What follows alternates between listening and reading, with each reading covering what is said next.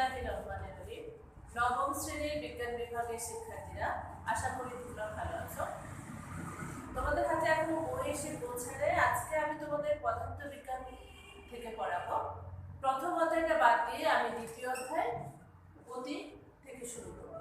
প্রথম অধ্যায়টা বাদ দিচ্ছি এই কারণে যেটা তোমাদের বই থাকলে বুঝতে সুবিধা হবে। দ্বিতীয় অধ্যায় যেহেতু গতি বলেছি, গতি সম্পর্কে আমরা ছোট ক্লাস থেকে একটু একটু পড়ে আসছি, 5 এ পড়েছি, 6 এ পড়েছি, 8 এ পড়েছি, যে কারণে আজকে তোমাদের গতি অধ্যায়টা শুরু করলাম। গতি প্রথমেই আমরা যেটা আসবো সেটা হচ্ছে স্থিতি এবং গতি। প্রথমে যেটা শুরু করব স্থিতি এবং গতি।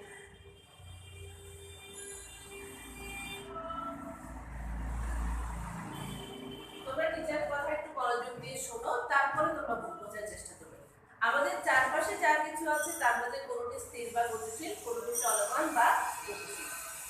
কোনটি স্থির বা কোনটা গতিশীল এটা আমরা চোখের দেখাতে বুঝতে পারি বা অনুভব করতে পারি, কিন্তু পদার্থবিজ্ঞানের ভাষায় অনুভব করে স্থিতি বা গতি সংজ্ঞায়িত করা যায় না।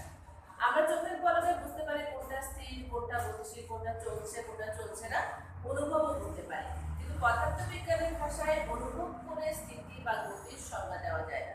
তাহলে সময়ের সাথে যখন কোনো কিছুর অবস্থানের পরিবর্তন হয় তখন সেটা হচ্ছে গতি, আর সময়ের সাথে কোনো কিছুর যখন অবস্থানের পরিবর্তন না হয় তখন সেটা হচ্ছে স্থিতি।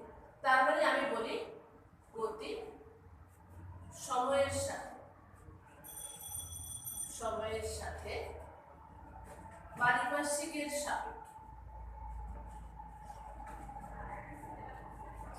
পারিপার্শ্বিকের সাপেক্ষে কোনো বস্তুর অবস্থানে, কোনো বস্তুর না বলে আমরা কোনো কিছু বলি, এখানে বস্তু ঠিক হচ্ছে না, কোনো কিছু মানুষ হতে পারে, গাড়ি হতে পারে, কিছু অবস্থানে পরিবর্তন হলে তাকে গতি বলে। সময়ের সাথে পারিপার্শ্বিকের সাপেক্ষে কোনো কিছুর অবস্থানের পরিবর্তন হলে তাকে গতি বলে। আর তাহলে স্থিতি বলবো একইভাবে, স্থিতি সময়ের সাথে পারিপার্শ্বিকের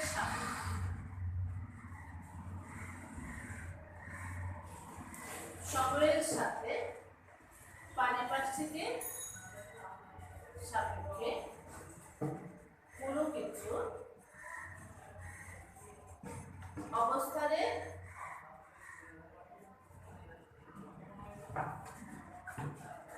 পরিবর্তন না হলে তাকে স্থিতি বলে। এখন দেখো আমরা ছোট দুটো সংখ্যা, এগুলো আমাদের জ্ঞানগণিতের প্রশ্নে থাকে। স্থিতি এবং গতি সময়ের সাথে পারিপার্শ্বিকের সাপেক্ষে কোনো কিছুর অবস্থানের পরিবর্তন হলে তাকে বলা হয় গতি, আর সময়ের সাথে পারিপার্শ্বিকের সাপেক্ষে কোনো কিছুর অবস্থানের পরিবর্তন না হলে তাকে স্থিতি বলে। যেমন আমি যদি আজকে সারাদিন এখানে দাঁড়িয়ে থাকি, কিছু সময় 10 মিনিট 5 মিনিট এখানে দাঁড়িয়ে থাকে, তাহলে আমার অবস্থানটা হবে স্থিতি।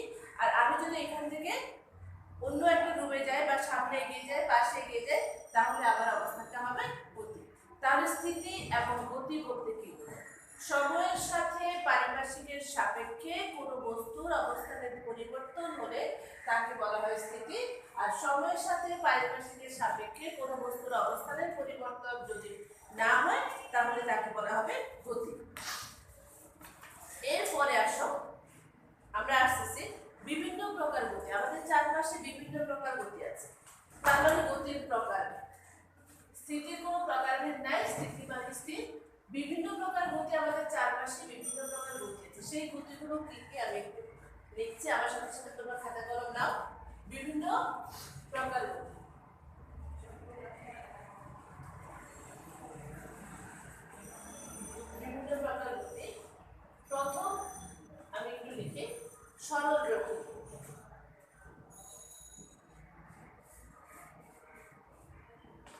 সরলরৈখিক গতি।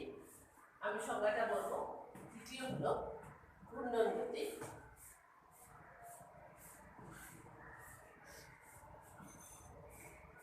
তিন নম্বরে চলন গতি।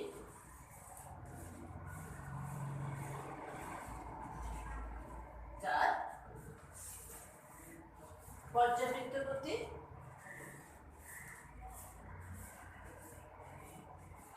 পর্যাবৃত্ত গতি। 5 নম্বরে যদি আসি সরল স্পন্দন গতি। সরল স্পন্দন গতি। তাহলে আসলে আমরা গতির প্রকারভেদটা একটু লিখি। সরলরৈখিক গতি, ঘূর্ণন গতি, চলন গতি, পর্যাবৃত্ত গতি, সরল স্পন্দন গতি। গতির প্রকারভেদগুলো যদি আমরা নিয়ে ফেলি তাহলে লিখো সবাই। গতি হলো আমরা আপাতত যে পেয়েছি সরলরৈখিক 5 ধরনের গতি, ঘূর্ণন গতি, চলন গতি, পর্যাবৃত্ত গতি, সরল স্পন্দন গতি। এখন সরলরৈখিক গতি কাকে বলে, কোন গতিটা কোন গতির উদাহরণ, এগুলো যে আমাদের বলতে হবে সেটা আমাদের জানাটা পদার্থবিজ্ঞান পড়তে হলে জিনিসগুলো জানতে হবে। সরলরৈখিক গতি হচ্ছে কোনো কিছু যদি সরল রেখায় যায়, কোনো কিছু যদি সরল রেখায় যায়, এরকম সরল রেখায় যায় তাহলে সেটা হবে সরলরৈখিক গতি। কোনো কিছু যদি সরল রেখায় যায় তাহলে তার গতিটি হচ্ছে সরলরৈখিক গতি। তার মানে কোনো কিছু যদি এটা সংক্ষেপে লিখেছি সরল রেখায় যায়,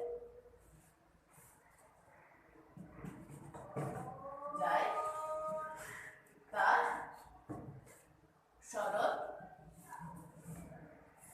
রৈখিক গতি। তার মানে কোনো কিছু যদি সরল রেখায় যায় সেটা হলো সরল রৈখিক গতি। তাহলে ঘূর্ণন গতি কাকে বলে? ঘূর্ণন গতি তোমরা এমনিতেই আমরা দেখতে পাই, আমাদের বাসায় ফ্যান আছে, ঘড়ির কাঁটা আছে, এগুলো হচ্ছে ঘূর্ণন গতির উদাহরণ। ঠিক আছে, ঘূর্ণন গতি কোনো কিছু যদি নির্দিষ্ট বিন্দুর সমদূরত্ব থেকে ঘুরতে থাকে, কোনো কিছু যদি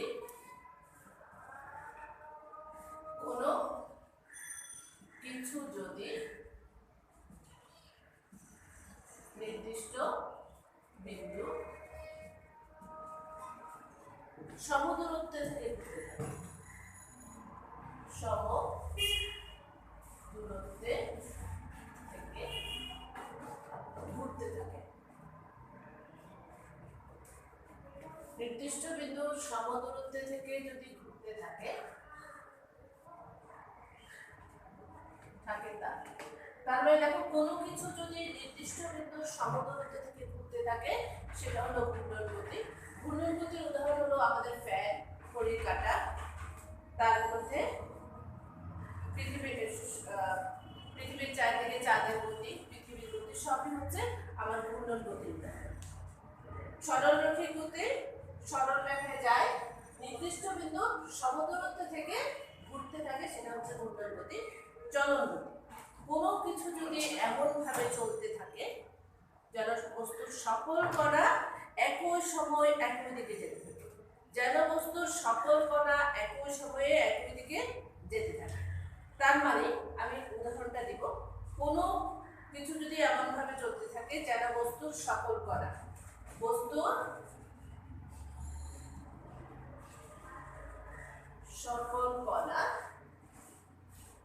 একই সময়ে একই দিকে যেতে থাকে,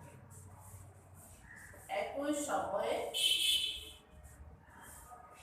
একই দিকে চলতে থাকে, তার মানে চলন গতি। কোনো বস্তুর গতি যদি এমন হয় বস্তুর সকল কণা একই সময়ে একই দিকে চলতে থাকে তাই হচ্ছে চলন গতি। আমরা একটা উদাহরণ দিতে পারি, একটা রিক্সা যখন চলে, রিক্সার একটা চাকাকে যখন বিবেচনা করি বা একটা সাইকেলের চাকাকে বিবেচনা করি তখন দেখা যাচ্ছে সকল কণা একই সময়ে একই দিকে চলতে থাকে, বস্তুর সকল কণা একই সময়ে একই দিকে চলতে থাকে, সেটা হচ্ছে চলন গতি।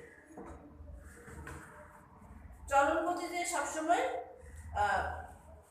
বৃত্তাকার হবে এমন কোনো কথা নেই। আমরা চলন গতির সোজা পথে একটা প্লেন যদি ধরি, প্লেনের প্রতিটা বিন্দু সকল সময়ে একই দিকে চলতে থাকে, সেটা হচ্ছে চলন গতি। এবার আসো পর্যায়বৃত্ত। পর্যায়বৃত্ত গতি হলো কোনো গতিশীল বস্তু যদি নির্দিষ্ট সময় পর পর নির্দিষ্ট বিন্দু দিয়ে একই দিকে একই পথ অতিক্রম করে। একটু মনোযোগ দাও। কোনো গতিশীল বস্তু যদি কোনো গতিশীল বস্তু যদি নির্দিষ্ট সময় পর পর নির্দিষ্ট সময় পর পর নির্দিষ্ট বিন্দু দিয়ে নির্দিষ্ট সময় পর পর নির্দিষ্ট বিন্দু দিয়ে একই দিকে একইভাবে অতিক্রম করে। নির্দিষ্ট বিন্দু দিয়ে একই দিকে একইভাবে অতিক্রম করে।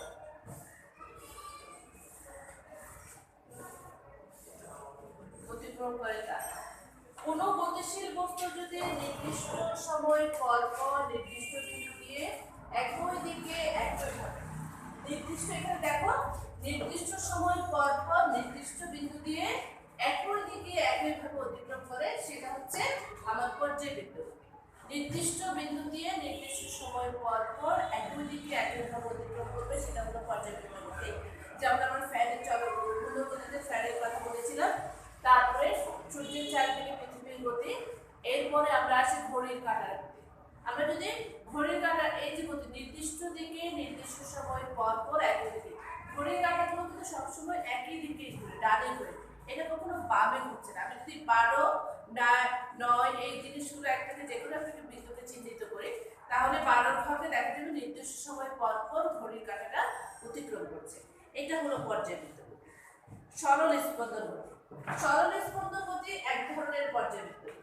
সরল স্পন্দন গতি এক ধরনের পর্যায়বৃত্ত গতি।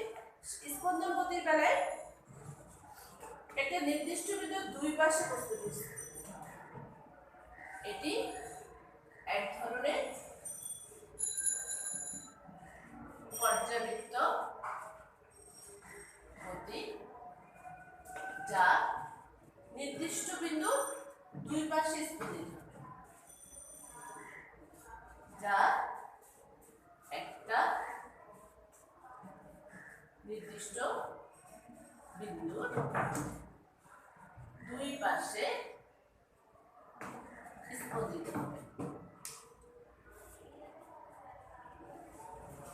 তার মানে দেখো নির্দিষ্ট বিন্দুর দুই পাশে স্পন্দিত, আমি এখানে পর্যায়বৃত্ত গতি বলেছিলাম নির্দিষ্ট সময় পর পর নির্দিষ্ট বিন্দু দিয়ে একই দিকে একইভাবে অতিক্রম করবে, আর এটা বলছে নির্দিষ্ট বিন্দুর দুই পাশে স্পন্দিত হবে।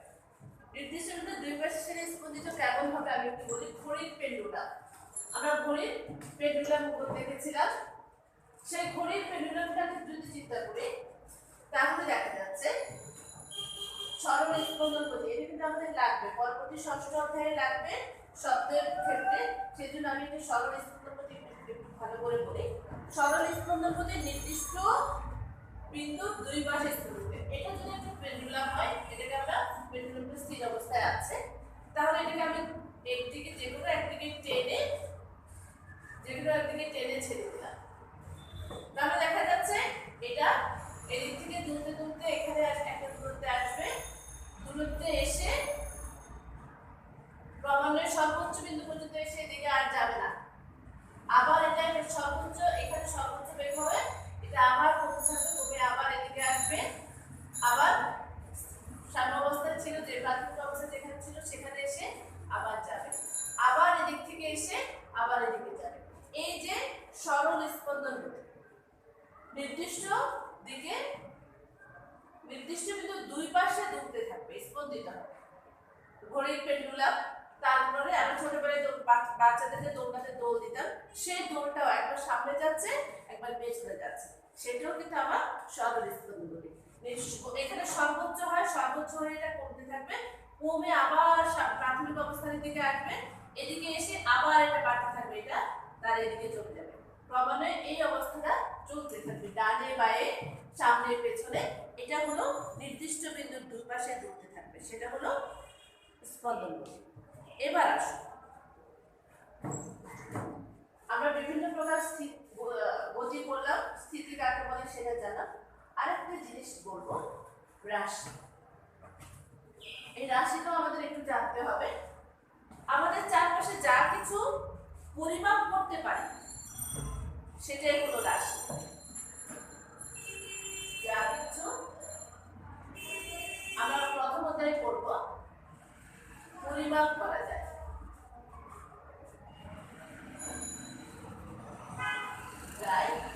বা করতে পারি। তার মানে রাশি হলো আমাদের চারপাশে যা কিছু আমরা পরিমাপ করতে পারি সেটা হলো রাশি। দুঃখ বা আনন্দ আমরা পরিমাপ করতে পারি না, অনুভব করতে পারি। তাহলে দুঃখ বা আনন্দ, কষ্ট এটা কখনো রাশি হবে না। আমরা যেটা পরিমাপ করতে পারি সেটা হবে রাশি। রাশি দু প্রকার, একটা হচ্ছে স্কেলার রাশি। রাশি হলো দু প্রকার, স্কেলার রাশি আর ভেক্টর রাশি। তার মানে আমাদের এখানে যা কিছু পরিমাপ করা যাবে ভৌত জগতে সেটাই হলো রাশি। রাশি দুই প্রকার, স্কেলার রাশি, ভেক্টর রাশি। স্কেলার রাশি হবে যে সকল রাশি প্রকাশ করার জন্য শুধুমাত্র মানের প্রয়োজন হয়, দিক নির্দেশের প্রয়োজন হয় না। যে সকল রাশি প্রকাশ করার জন্য, আমি এখানে লিখি দেখো, যে সকল রাশি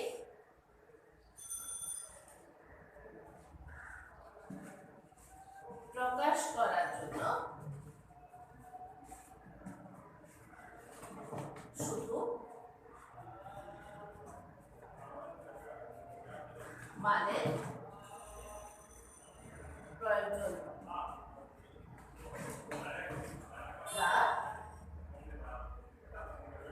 স্কেলার রাশি। আমরা প্রথম অধ্যায়ে মৌলিক রাশি, লক্ষ্য রাশি করব। আজকে আমরা স্কেলার রাশি, ভেক্টর রাশি করব। যে সকল রাশি প্রকাশ করার জন্য শুধুমাত্র মানের প্রয়োজন হয় তা হলো স্কেলার রাশি। আর যে সকল রাশি প্রকাশ করার জন্য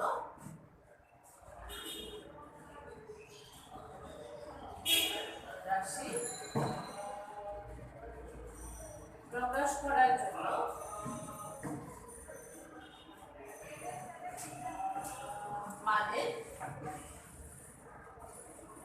সাথে দিকের ও প্রয়োজন হয়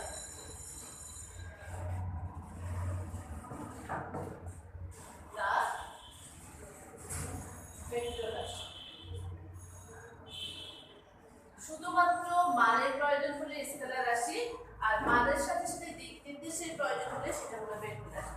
যেমন আমি উদাহরণ দিচ্ছি, ভর, কোনো বস্তুর ভর 5 কেজি, 10 কেজি, এখানে শুধুমাত্র মান হলে হয়, দিকের প্রয়োজন হয় না। কিন্তু তোমার বাসায় স্কুল থেকে কত দূরে, আমি যদি বলি 50 মিটার, তাহলে কিন্তু আমার সম্পূর্ণভাবে বোঝা যাবে না 50 মিটার কোন দিকে, 50 মিটার উত্তর, দক্ষিণ, পূর্ব না পশ্চিম। সে কারণে এই যে তোমার বাসা থেকে স্কুলের দূরত্ব আমি যখন বললাম, তখন আমাকে বলে দিতে হবে স্কুল থেকে পূর্ব দিকে 50 মিটার দূরে। তার মানে এখানে শুধু মান দিয়ে প্রকাশ করা যাচ্ছে না, এটা হচ্ছে আমার ভেক্টর রাশি, মানের সাথে সাথে দিকের প্রয়োজন হবে। আর বললাম তোমার এখানে কত কেজি চাল আছে, আমি বললাম 5 কেজি, শুধু মান দ্বারাই প্রকাশ করা যাচ্ছে, আমার দিকের কোনো প্রয়োজন হয় না। তার মানে এটা হচ্ছে স্কেলার রাশি। তার মানে আমরা যদি বলে থাকি যে সকল রাশি প্রকাশ করার জন্য শুধুমাত্র মানের প্রয়োজন হয়, দিকের প্রয়োজন নাই, সেটা হলো স্কেলার। আর ভেক্টর রাশি যে সকল রাশি প্রকাশ করার জন্য মানের সাথে সাথে দিকেরও প্রয়োজন হয়, দিক ছাড়া রাশিটা সম্পূর্ণ বোঝা যাবে না, সেটা হলো ভেক্টর রাশি। তাহলে স্কেলার, ভেক্টর এটা আমরা কিভাবে বলবো? সবসময় কি আমরা দিকটা বলতে পারবো? সবসময় আমার বাসার দূরত্ব বোঝা যাবে? স্কেলার রাশি, ভেক্টর রাশি বলতে দেখেন সবার কাছে কম্পিউটার আছে। যখন হরফটাকে ভেক্টর প্রকাশের জন্য হরফটাকে আমি মোটা করে দিব, বোল্ড করে দিব, তখন সেটা হবে ভেক্টর। আর নরমালি যখন এ লিখবো কোনো একটা, সেটা হলো স্কেলার।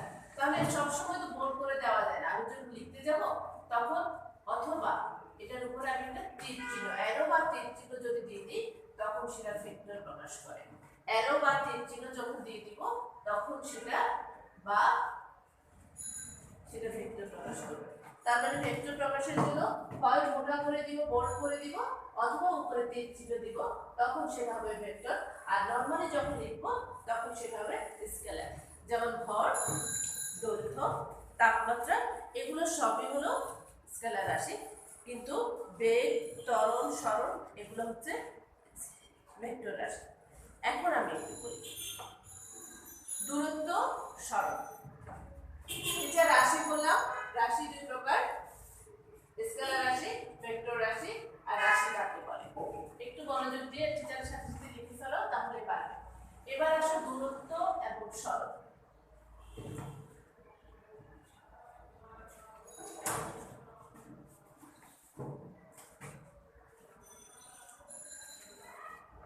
দূরত্ব, সরণ।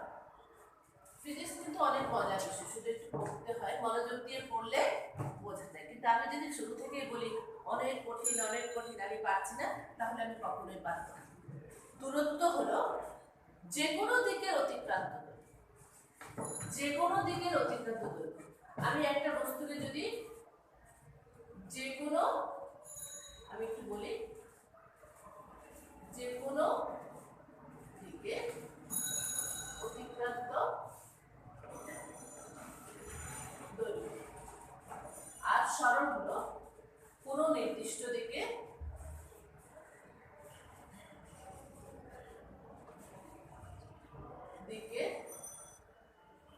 অতিক্রান্ত দৈর্ঘ্য। তার মানে আমার দূরত্বের জন্য যে কোনো দিক হতে পারে। আমি যদি এই যে একটা বস্তুকে ধরলাম, এরকম করে গেল, এরকম করে গেল, এরকম এই অবস্থান থেকে বিতে আসছে, বস্তুটা এই অবস্থান থেকে বিতে আসছে। এখানে 1 2 3 4, তার মানে দেখো 1 কিলোমিটার, 2 কিলোমিটার, 3 কিলোমিটার, 4 কিলোমিটার। তার মানে আমি যদি দূরত্ব বলে থাকি 1 2 3 4, তার মানে সে টোটাল 4 কিলোমিটার দূরত্ব অতিক্রম করছে, টোটাল 4 কিলোমিটার দূরত্ব অতিক্রম করছে। তাহলে সরণ কি বলবো? এখানে তো আমার দিকের প্রয়োজন হয়, শুধুমাত্র যে কোনো দিকের অতিক্রান্ত দৈর্ঘ্যটাই হলো তার দূরত্ব। তাহলে এটা যদি বলে থাকি এখন কোনো নির্দিষ্ট দিকের অতিক্রান্ত দৈর্ঘ্য, এ থেকে বি এর মধ্যে এই যে সরলরৈখিক দূরত্ব সেটাই হলো তার সরণ। এ এবং বি এর মধ্যে সরলরৈখিক বা সোজাসুজি যে দূরত্ব অতিক্রান্ত করবে সেটাই হলো কোনো নির্দিষ্ট দিকে অতিক্রান্ত। আমি আরেকটু সোজাসুজি বা আরেকটু ভালো করে বলি, সোজাসুজি বা সরলরৈখিক দৈর্ঘ্য। সরলরৈখিক দৈর্ঘ্যটা হলো সরণ। তার মানে এ এবং বি এর মধ্যে যে দূরত্বটা সোজাসুজি বা সরলরৈখিক সেটাই হলো তার সরণ। এবং সরণ হলো একটা ভেক্টর রাশি, দূরত্ব হলো একটা স্কেলার রাশি। সরণ হলো ভেক্টর রাশি, দূরত্ব হলো স্কেলার রাশি। তার মানে এখানে দূরত্ব ছিল 4 কিলোমিটার, কিন্তু সরণ যদি আমি বলি এ এবং বি এর মধ্যে সোজাসুজি বা সরলরৈখিক যে দূরত্ব সেটা হলো তার সরণ, এটাই হলো তার সরণ। এখন আসুন দূরত্ব, সরণ, টিচার এটার সাথে সাথে উদাহরণ এটা মুছে ফেলি, আরো ছোটখাটো দুটো জিনিস পড়ে। তার মানে বেগ, দ্রুতি। আমি বলি বেগ হচ্ছে সময়ের সাথে সরণের পরিবর্তন হার, সময়ের সাথে সরণের পরিবর্তনের হার। আর সময়ের সাথে দূরত্ব পরিবর্তনের হার। পরিবর্তনের হার মানে আমরা আগেও পড়েছিলাম একক সময়ে যে দূরত্ব যায়, একক সময়ে যতটুকু সরণ যায়। তার মানে কোনো একটা এই যে আমি একটু আগে এঁকেছিলাম যেটা মুছে ফেললাম। এ থেকে বি অবস্থানে গেছে, এখানে টোটাল ছিল এ থেকে বি অবস্থানে টোটাল ছিল, এটা ছিল 1, এটা ছিল 1, এটা 2, এটা 2, এটা 3, এটা 4। তার মানে এই দূরত্বটা অতিক্রম করতে সময়ের সাথে দূরত্ব পরিবর্তনের হার, সময়ের সাথে সরণের পরিবর্তনের হার। এখন বললাম এই দূরত্বটা অতিক্রম করতে ধরে নাও 4 সেকেন্ড সময় লাগছে। একটা গাড়ি একটা বা বস্তু 4 সেকেন্ড সময় লাগছে। তার মানে সরণ হবে, বেগ হবে সময়ের সাথে সরণ। তাহলে এই দূরত্বটাকে যদি আমরা দেখি সোজাসুজি বা সরল ধরে নিলাম 1.5 কিলোমিটার, এটা হলো 1.5 কিলোমিটার। তার মানে দূরত্ব ছিল আবার 4 কিলোমিটার, সরণ হলো 1.5 কিলোমিটার।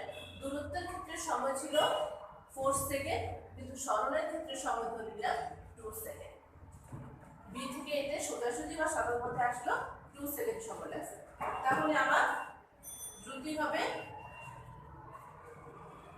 দূরত্ব ভাগ সময়, আর বেগ হবে সরণ বাই সময় ভাগ সময়। তাহলে দূরত্ব হলো 4 কিলোমিটার বাই 4 সেকেন্ড, আর হ্যাঁ দ্রুতি হবে 4 কিলোমিটার বাই 4 সেকেন্ড, আর বেগ হবে 1.5 কিলোমিটার বাই 2 সেকেন্ড। তার মানে দেখো এখানে দ্রুতি হলো দূরত্ব ভাগ সময়, বেগ হলো সরণ ভাগ সময়। তার মানে দ্রুতি স্কেলার রাশি, বেগ ভেক্টর রাশি। এখান থেকে কিন্তু আমি পেয়ে যাচ্ছি বেগ প্রকাশের জন্য মানের সাথে সাথে দিকের প্রয়োজন। তার মানে আমি এখানে একটা মান পেয়েছি 1 কিলোমিটার পার সেকেন্ড, এখানে বলেছি 0.75 কিলোমিটার পার সেকেন্ড। তার মানে দেখো আমি একই বস্তুর জন্য বেগ এবং দ্রুতি দুটো ভিন্ন হতে পারে, কারণ দ্রুতির জন্য শুধু মানের প্রয়োজন হয়, দিকের প্রয়োজন হয় না। বেগের জন্য আমার মানের সাথে সাথে দিকের প্রয়োজন হয়। এরপরে আমরা আরেকটা ছোট্ট কথা বলি, একটু মনোযোগ দিয়ে শুনুন। আমার এটা লাগবে, চিত্রটা থাক।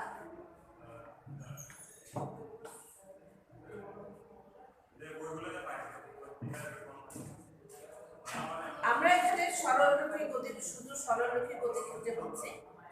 যেহেতু এই পথটা আঁকা বাঁকা ছিল, ক্রমাগত এর দিক পরিবর্তন হচ্ছে, ক্রমাগত এর দিকে পরিবর্তন হচ্ছে। তার মানে এটা হচ্ছে এটা টোটাল পথ 2 কিলোমিটার, এটা 1, এটা 1, এটা 2, সবগুলো যোগ করলে হচ্ছে এখানে 4 কিলোমিটার। তার মানে তার দ্রুতির মানের কোনো সরণের দূরত্বটা সবসময় একই থাকতেছে। এটা 1, এটা যদি একটা পথ ধরে, এটা প্রথম পয়েন্টে 1, দ্বিতীয় পয়েন্টে 1, তৃতীয় পয়েন্টে 1, চতুর্থ পয়েন্টে 1, সবগুলো যোগফল হচ্ছে 4। ঠিক আছে, ক্রমাগত মানের পরিবর্তন হচ্ছে না, কিন্তু দিকের পরিবর্তন হচ্ছে। মানের পরিবর্তন হচ্ছে না বলে আমার দ্রুতির মান একই, কিন্তু দিকের পরিবর্তন হচ্ছে বলে বেগের মান পরিবর্তন হয়ে যাচ্ছে। তার মানে বেগ পরিবর্তন হতে হলে আমার দিকের সাথে সাথে মানের পরিবর্তন হতে হয়, কিন্তু দ্রুতির জন্য আমার দিকের সাথে মানের পরিবর্তন হতে হয় না। তার মানে এটা সমদ্রুতিতে গেছে কিন্তু সমবেগে নয়। আমার বস্তুটা এ থেকে বিতে যে গেছে সমদ্রুতি, সমবেগ নতুন একটা কথা। সমবেগ হলো যদি সময়ের সাথে সাথে বস্তুর বেগে মান অথবা দিক কোনোটাই পরিবর্তন না হয়, তাহলে সেটা সমবেগ। আর সময়ের সাথে সাথে কোনো বস্তুর মান এবং দিক যদি পরিবর্তন হয়ে যায় সেটা অসমবেগ। তাহলে সমদ্রুতিকে, তাহলে নির্দিষ্ট সমদ্রুতির জন্য আমার দিক লাগছে না, দূরত্ব পরিবর্তনের হার যদি সবসময় একই থাকে সেটা হলো সমদ্রুতি, আর দূরত্ব পরিবর্তনের হার যদি বিভিন্ন হয় তাহলে সেটা অসমদ্রুতি। তার মানে আমরা সমবেগ পেয়েছি, অসমবেগ পেয়েছি, সমদ্রুতি, অসমদ্রুতি। এবার একটা উদাহরণ নিই, আমরা এখন সব সোজা পথে যাচ্ছে সেটা বললাম। আমি ধরো ছোটবেলায় তোমরা অনেকেই খেলেছো, একটা রশির মাথায় রশির মাথায় কিছু একটা পাথর বেঁধে যদি এরকম করে ঘুরাই তাহলে দেখা যাবে এটা ঘুরতে থাকছে। সবসময় একই একই বেগে আমি ঘুরালাম, কিন্তু এটা মানের পরিবর্তন হয় নাই, ক্রমাগত দিকের পরিবর্তন হচ্ছে। এই যে একটা দড়ির মাথায় বা সুতার মাথায় একটা পাথর বেঁধে ঘুরালো, এটা কিন্তু আমার সমদ্রুতির উদাহরণ, সমবেগের নয়। কারণ সমদ্রুতির উদাহরণ হলো বেগের দূরত্ব পরিবর্তন সবসময় একই, দূরত্ব পরিবর্তনে হাতটা একই থাকছে, কিন্তু প্রতি ক্রমান্বয়ে এটার দিকেরটা পরিবর্তন হচ্ছে। সে কারণে একটা সুতার মাথায় যদি পাথর বেঁধে ঘুরে সেটা হচ্ছে সমদ্রুতির উদাহরণ, সমবেগের নয়। তার কারণ প্রতি মুহূর্তে তার দিকের পরিবর্তন হচ্ছে।